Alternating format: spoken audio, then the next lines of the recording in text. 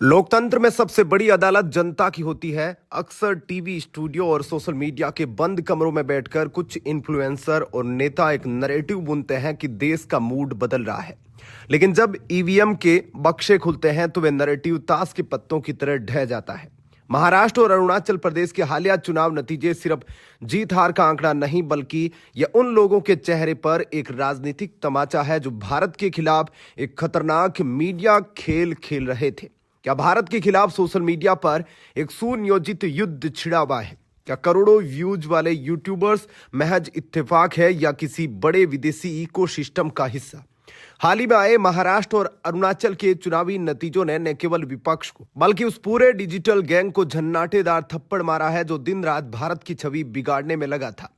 आज हम खोलेंगे उस मीडिया खेल की परतें जिसे मनीष ठाकुर ने दस्तावेजी सबूतों के साथ बेनकाब किया है। महाराष्ट्र की राजनीति पिछले कुछ वर्षों से एक प्रयोगशाला बनी हुई थी। मीडिया के अनुसार 2019 के बाद जो राजनीतिक उठापटक हुई उसका अंतिम परिणाम अब सामने है। सबसे पहले बात करते हैं उस जनादेश की जिसने बड़े बड़े राजनीतिक पंडितों के गणित बिगाड़ दिए। महायुति का प्रचंड बहुमत 288 में से 212 सीटें जीतना कोई छोटी बात नहीं है। इसमें बीजेपी 120, एकनाथ शिंदे 56 और अजीत पवार 36 की जीत ने यह साबित कर दिया कि असली शिवसेना और असली एनसीपी वही है जिसे जनता ने चुना। विपक्ष की विफलता, कांग्रेस और उद्धव ठाकरे का गठबंधन एमवीए सिर्फ 51 सीटों पर सिमट गया। ईवीएम का रोना, जब जब विपक्ष हारता है ईवीएम और वोट चोरी का शोर मचाता है। लेकिन इस बार खुद उमर अब्दुल्ला और सुप्रिया सुले जैसे बड़े नेताओं ने इस दावे से किनारा कर लिया है। आखिर क्यों? क्योंकि जनता की लहर इतनी तेज थी कि यह बहाने भी फीके पड़ गए।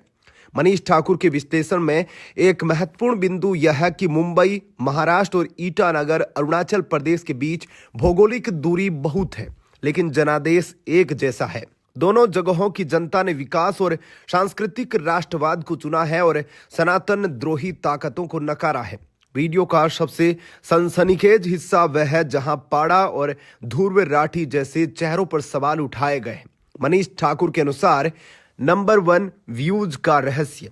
आखिर कैसे ये लोग भारत विरोधी नैरेटिव सेट करके रातों रात लाखों करोड़ों व्यूज बटोर लेते हैं। दूसरा, बांग्लादेश पर चुप्पी।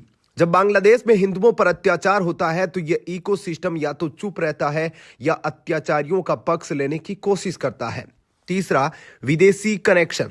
सवाल यह है कि क्या पाकिस्तान या बांग्लादेश जैसे देशों से इन्हें समर्थन या फंडिंग मिल रही है? जिस तरह एक 2 कौड़ी की पाकिस्तानी गायिका के मुद्दे को बड़ा बनाया जाता है, क्या वैसे ही इन पाड़ाओं के माध्यम से भारत के भीतर अस्थिरता फैलाने की कोशिश की जा रही है? चुनाव परिणाम सिर्फ सत्ता का परिवर्तन नहीं है, बल्कि यह सनातन द्रोह के खिलाफ एक जन आदेश है। पिछले 2 सालों से धर्म और देश के खिलाफ जो नंगा नाच सोशल मीडिया पर चल रहा था, जनता ने उसे अपनी उंगली की चोट से जवाब दिया है। चाहे वह मुंबई हो या सुदूर उत्तर पूर्व का ईटानगर, भारत की आत्मा एक ही सुर में बोल रही है। देश के खिलाफ नैरेटिव चलाने वालों की अब खैर नहीं।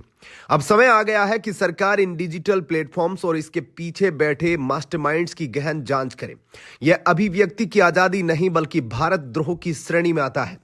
अंततः यह चुनाव परिणाम उन पत्रकारों और बुद्धिजीवियों के लिए भी एक सबक है जो जनता की नब्ज पहचानने के बजाय अपने एजेंडे को सच मान बैठते हैं। जनादेश ने स्पष्ट कर दिया है कि देश की जनता फेक नैरेटिव और भ्रम की राजनीति से ऊपर उठ चुकी है। कमेंट में अपनी राय जरूर लिखें।